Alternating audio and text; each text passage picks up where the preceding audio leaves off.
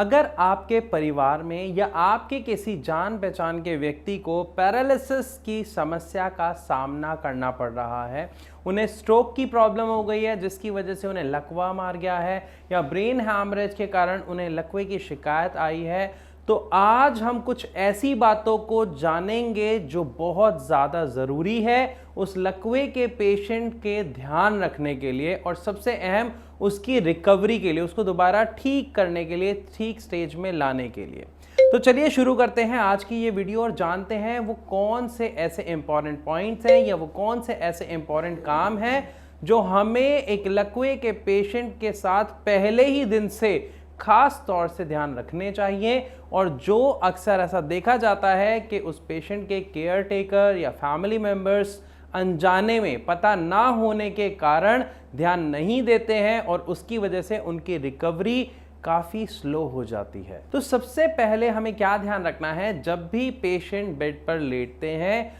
तो अक्सर ऐसा देखा जाता है कि पेशेंट की जो गर्दन होती है वो उसकी नॉर्मल साइड की जगह, मतलब जब एक पेशेंट को लकवा मारता है तो उसका आधा शरीर का जो हिस्सा है वो काम करना बंद कर देता है और आधा चलता है। तो जो पेशेंट की गर्दन होती है वो नॉर्मल साइड, मतलब जो हिस्सा चल रहा है उस साइड झुकी रहती है जब वो बेड पर लेटे होते हैं। जब हम उन्हें घर लेके आते हैं हॉस्पिटल से, तो वहां पर हमें क्या ध्यान रखना है कि वो गर्दन इस साइड ना झुकी रहे। अब ना झुकी रहे तो उसके लिए क्या करना है मैं बताता हूं, और साथ में क्यों करना है ये भी बताता हूं। तो सबसे पहले हमें क्या करना है, जैसे जब हम लेटते हैं, रात को आप बेड पे सोते हैं, तो हम क्या करते हैं, गर्दन इधर या इधर कहीं पे भी नहीं करते ना, हम गर्दन बिल्कुल सामने रखते हैं, स्ट्रेट। ऐसे ही आपने करना है उस पेशेंट के साथ। अब क्यों करना है ये भी जान लेते हैं, फिर जानेंगे कैसे करना है। असल में जब उस पेशेंट की गर्दन अपनी नॉर्मल साइड की तरफ मुड़ी हुई होती है तो वो अपने पैरालिसिस वाले यानी लकवा जिस हिस्से पे लगा है उस हिस्से को प्रॉपर्ली देख नहीं पाता, और जब वो उसे देख नहीं पाता तो उन हिस्सों को हिलाने की, उन हिस्सों से काम करने की इच्छा भी उसके अंदर कुछ खास नहीं रहती है, जिसके कारण जो पेशेंट की रिकवरी है उसमें काफ़ी गिरावट देखने को मिलती है। तो इसीलिए हमें क्या करना है, उसकी गर्दन को स्ट्रेट करना है। अब कैसे करना है ये समझते हैं। पेशेंट लेटा हुआ है, छोटे छोटे कुशन आते हैं, तो आपको क्या करना है, एक इस साइड से आपको कुशन लगाना है। कहाँ तक, जब तक गर्दन सीधी ना हो जाए। गर्दन ऐसे है, अब आप यहाँ पे कुशन लगा रहे हैं, कुशन लगा रहे हैं, आपने ऐसे किया, गर्दन यूं हो गई, यहाँ पे कुशन लगाया, और गर्दन इधर ना गिर जाए तो आपको इधर भी कुशन लगाना है। आप सोचिए, जब आप लेटे हुए हैं तो आपकी गर्दन को बीच में लाने के लिए हमने इस साइड भी कुशन लगा दिया, यानी छोटे तकिए लगा दिए, और इस साइड भी लगा दिया। उससे क्या होगी, गर्दन सामने रहेगी और उस पेशेंट का जो अटेंशन है, जो ध्यान है, वो अपने दोनों तरफ रहेगा। इवन कोई भी एक्टिविटी अगर उसके उस साइड में हो रही है जहां पर लकवा है तो वो सारी एक्टिविटी की तरफ भी उसका जाने अनजाने, चाहे वो चाहे या ना चाहे, ध्यान जरूर जाएगा, जिससे उसकी रिकवरी में बहुत अच्छी मदद मिलती है। अब साथ ही इसके हमें एक चीज का और खास ख्याल रखना होता है कि जब किसी पेशेंट को पैरालिसिस होता है तो दिक्कत क्या आती है, उसका जो कंधा होता है वो नॉर्मल, अभी जैसे हमारे कंधे ऐसे नहीं रहता, वो कंधा लटक जाता है, ऐसे पीछे की तरफ गिर जाता है। यानी मान लीजिए आप यहाँ पे पेशेंट लेटा हुआ है, तो जब पेशेंट लेटा हुआ है उसका एक कंधा तो नॉर्मल रहेगा, दूसरा कंधा बिल्कुल बेड के साथ ऐसे गिरा हुआ, चिपका हुआ रहेगा। अब इसको और कैसे समझ सकते हैं, उस पेशेंट के पास आप जाइए, जो कंधे सर की तरफ से आगे से आप ऐसे हाथ घुसाइए, जो साइड उसकी नॉर्मल है वहां पे आप देखेंगे आपका हाथ थोड़ा सा अंदर तक जाएगा, लेकिन जिस साइड पे लकवा मारा है वहां पर आपका हाथ नहीं जाएगा क्योंकि वो कंधा लटक चुका है। तो वहां पर भी हमें क्या करना है, उस पेशेंट को टर्न करना है पहले। अब यहां पर एक चीज का खास ख्याल रखना है कि जब हम किसी लकवे के मरीज को पलटते हैं, थोड़ा सा हिलाते हैं, तो हमें क्या करना होता है, हिलाते वक्त उस पेशेंट की सबसे पहले जो टांग होती है उसको सीधा ऐसे पकड़ के ही हम नहीं हिलाते। हमें क्या करना है, सबसे पहले उसकी टांग को थोड़ा सा उठाते हैं, ऐसे तिरछा कर देते हैं। जैसे हम घुटने मोड़ते हैं ना, लेट के हम पैर मोड़ रहे हैं, तो पंजा हमारा बेड पे है, पैर हमारा कैसे हो जाता है, इस पोजीशन में आ जाता है। ठीक है, आप उनका पैर मोड़ेंगे और कंधे के नीचे से हाथ लगाएंगे और थोड़ा सा उनको टर्न करेंगे। उसके बाद उनके कंधे के नीचे आप कोई मोटा तौलिया या आप तकिया, कोई पतला तकिया भी लगा सकते हैं, जिससे क्या होगा, जो उनका कंधा लटका हुआ था वो नॉर्मल पोजीशन में रहेगा। इससे क्या मदद मिलेगी, अब इससे होगा क्या कि जब वो पेशेंट के अंदर थोड़ी थोड़ी रिकवरी होनी शुरू होती है तो अक्सर ऐसा देखा जाता है, जो लोग ऐसा नहीं करते हैं तो कंधा ऑलरेडी लटक गया है तो मसल्स वहीं कॉन्ट्रैक्ट हो जाती हैं यानी सिकुड़ती हैं, जिसकी वजह से जब कंधे की मूवमेंट उस पेशेंट को कराई जाती है तो वो नहीं कर पाता है, उसे बहुत दर्द होती है, तकलीफ होती है और वो बहुत जल्दी थक जाता है, जिसकी वजह से उसके अंदर जो इम्प्रूवमेंट है, मतलब जो बदलाव है, जो सुधार है, उसको आने में काफ़ी समय लग जाता है। जो मूवमेंट है प्रॉपर हाथ की, कंधे की, उसको लाने में काफ़ी समय लग जाता है। लेकिन जो पेशेंट शुरुआत से ही इन चीज़ों का ध्यान रखते हैं उनके अंदर रिकवरी रेट काफ़ी जल्दी देखा जाता है, क्योंकि कंधा अपनी नॉर्मल पोजीशन में है, बस हमें एक्सरसाइज करा के उससे क्या करना होता है, दोबारा वर्किंग कंडीशन में लाना होता है। तो हमने पहली चीज़ क्या सीखी कि गर्दन के नीचे दोनों तकिए लगाना है। दूसरा, कंधे के नीचे हमें सपोर्ट देना है, चाहे टॉवल से चाहे तकिए से। अब तीसरी चीज़, जैसे कंधा लटका था इसी तरीके से देखा जाता है कि जो हिप जॉइंट होता है, मतलब जो हमारा कमर का हिस्सा होता है, वो भी आधा नीचे की तरफ झुकाव हो जाता है, लटक सा जाता है। और इसी तरीके से जो हमारा पैर होता है, जब वो पेशेंट लेटा हुआ होता है तो उसका पंजा भी, जैसे अब हम नॉर्मल लेटते हैं तो हमारा पंजा ऐसा होता है, ठीक है, लेकिन लकवे वाले पेशेंट का पंजा पूरा ऐसे बाहर की तरफ लटक जाता है। तो हमें क्या करना है, अब 2 जगह सपोर्ट और लगानी है, बल्कि 3 जगह। पहली सपोर्ट उस कमर के नीचे, यहां पे भी आप ऐसे ही टेस्ट कर सकते हैं, जहां आपका नॉर्मल हिस्सा है कमर का वहां हाथ डालेंगे, ऐसे धीरे से हाथ घुसाएंगे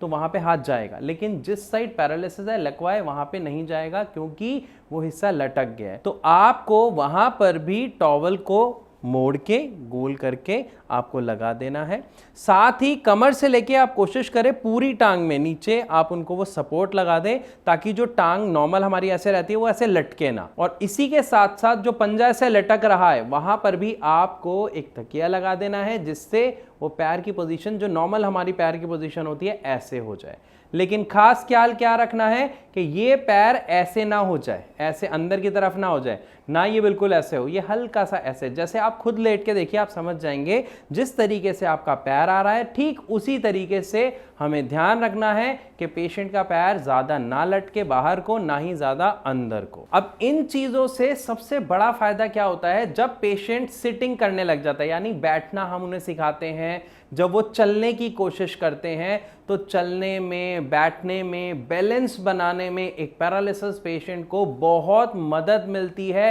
और वो बहुत जल्दी अपना बैलेंस बना पाते हैं, साथ ही चलने फिरने लग जाते हैं। क्योंकि यहाँ पर जो फिजियोथेरेपिस्ट है उसकी जो एक्सरसाइज है, जो उसकी मेहनत है, वो लगभग आधी हो जाती है, और जो पेशेंट की समस्या है वो ऑलरेडी आधी है, वो ऑलरेडी कम है। क्यों कम है? क्योंकि आपने एहतियात बरते कि उस लटके हुए हिस्से को लटकने नहीं दिया, जिसकी वजह से जो हमारे पेशेंट हैं उनका जो पोर्शन है, जो उनका बॉडी का अंग है, वो नॉर्मल है, बस वो स्टिफ हो जाता है, अकड़ जाता है, तो उसमें हमें मूवमेंट लानी होती है। इसी के साथ साथ एक चीज और ध्यान रखनी है जो अक्सर देखी जाती है कि पैरालिसिस के पेशेंट का जो हाथ होता है वो क्या होता है, वो कोनी मुड़ी हुई होती है और हाथ ऐसे अंदर की तरफ मुड़ जाता है, उंगलियां मुड़ जाती हैं। तो अब इस चीज का हमें खास ख्याल रखना है, क्योंकि एक पैरालिसिस पेशेंट में सबसे ज्यादा समय लगता है उसके हाथ को खुलवाने में और उसकी उंगलियों को खुलवाने में। अगर आप चाहते हैं कि आपको इस समस्या का सामना ना करना पड़े अपने पेशेंट के साथ,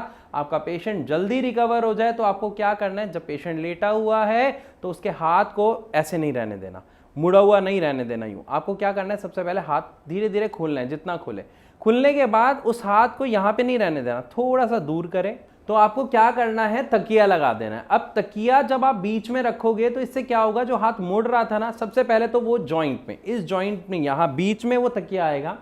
और जो हाथ की उंगलियां मुड़ी हुई हैं, जो कोनी यहां पे कलाई मुड़ी हुई है, इस कलाई को क्या करना है, तकिए के कॉर्नर पे आपको, मान लीजिए ये तकिया है, मैं आपको कुछ ऑब्जेक्ट ला के दिखाता हूं। अब मान लीजिए ये तकिए का कॉर्नर है, ठीक है, ये तकिया ऐसे पूरा बड़ा है, ये तकिए का कोना है। तो क्या करना है, हमें कोने को यहां पे इस कलाई की जगह रखना है, ताकि ये कलाई ऐसे और अंदर ना मुड़े, ये यूं रहे। तो तकिए ने इतनी जगह घेर ली, इससे क्या होगा, ये जॉइंट है, साथ में एल्बो जॉइंट है और हमारी कोनी का जॉइंट है, ये ज्यादा नहीं अकड़ेंगे और इसमें रिकवरी काफ़ी अच्छी और काफ़ी जल्दी हमें देखने को मिल जाएगी। तो हमने आज क्या समझा कि जिसको भी पैरालिसिस होता है डे 1 से पहले ही दिन से हमें क्या ख्याल रखना है उसकी गर्दन का, कि गर्दन सिर्फ सही वाली जगह पे मुड़ी ना रहे, बीच में रहे। साथ में हमें क्या ध्यान रखना है, कंधा जो लटक गया है उस कंधे के नीचे सपोर्ट देना है ताकि दोनों कंधे सेम पोजीशन पे रहे। इसका खास ध्यान रखें,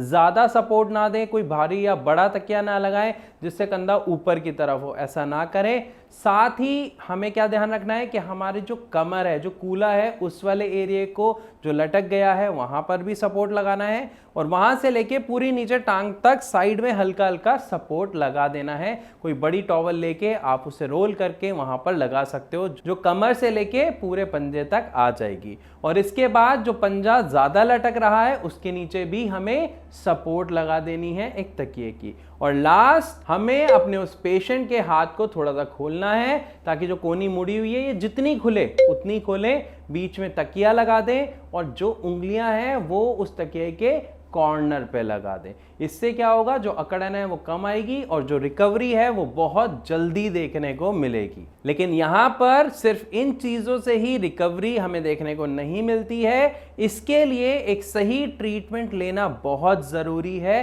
अगर आप एक एलोपैथिक ट्रीटमेंट ले रहे हैं तो प्लीज एक चीज का ध्यान जरूर रखें कि एलोपैथिक ट्रीटमेंट में जो भी मेडिसिन दी जा रही है क्या उसमें कोई ऐसी मेडिसिन है जो आपके पेशेंट की न्यूरोप्लास्टिसिटी में हेल्प कर रही है या नहीं। अब आप यहाँ पे क्वेश्चन करेंगे ये कैसे पता करें, दवाइयों के नाम दवाइयों पे लिखे हुए हैं, गूगल आपके पास है, चेक करें कि कौन सी मेडिसिन क्या काम कर रही है। अगर आप देख रहे हैं कि आपको डॉक्टर जो मेडिसिन दे रहे हैं वो सिर्फ ताकत की दवाई है और आप सोच रहे हैं कि आपके पेशेंट में रिकवरी देखने को मिलेगी, तो यहां पर आपका सवाल और आपका जवाब दोनों आपके पास है। क्योंकि समस्या किसमें हुई, दिमाग में, तो रिकवरी किसमें चाहिए, दिमाग में। और दिमाग में जो रिकवरी हो रही है उसे क्या कह रहे हैं, न्यूरोप्लास्टिसिटी। उसके लिए क्या कोई मेडिसिन है, अगर नहीं है तो क्या ये मेडिसिन सच में आपके पेशेंट को पैरालिसिस से बाहर निकालने के लिए पूर्ण है, संपूर्ण है, सच में फायदेमंद है। आप आंसर समझ। तो अब यहां पर सवाल आता है कि कौन सी सही दवा, कौन सा सही ट्रीटमेंट आप अपने पेशेंट को दे सकते हैं। देखिए हमारे पास दो उपाय होते हैं, या ये कहें दो पैथी है जो बहुत पुरानी है, जिस पर करोड़ों लोग बहुत सालों से यकीन करते हैं और सिर्फ यकीन ही नहीं बल्कि उससे बहुत अच्छा सुधार समस्या में देखने को मिलता है। पहला है आयुर्वेद, दूसरा है होम्योपैथी। आयुर्वेद बहुत अच्छा है, होम्योपैथी भी बहुत अच्छा है, सिर्फ दोनों में एक फर्क है कि आयुर्वेदिक मेडिसिन जब पेशेंट लेता है तो उसको बहुत सारे परहेज रखने पड़ते हैं। साथ ही कई बार जो मेडिसिन होती हैं वो जड़ी बूटियों से बनी होती हैं, तो कहीं कोई जड़ी बूटी ज़्यादा गर्म ना हो जाए या दिक्कत ना कर जाए, सिर्फ ये समस्या कहीं ना कहीं बनी रहती है। लेकिन उसी के दूसरी तरफ अगर हम बात करते हैं होम्योपैथिक मेडिसिन की, तो ये मेडिसिन लेने में यानी उस पेशेंट की कंडीशन को देखते हुए कंज्यूम करने में बहुत आसान है, साथ ही इसका कोई साइड इफेक्ट नहीं है। And third very important point,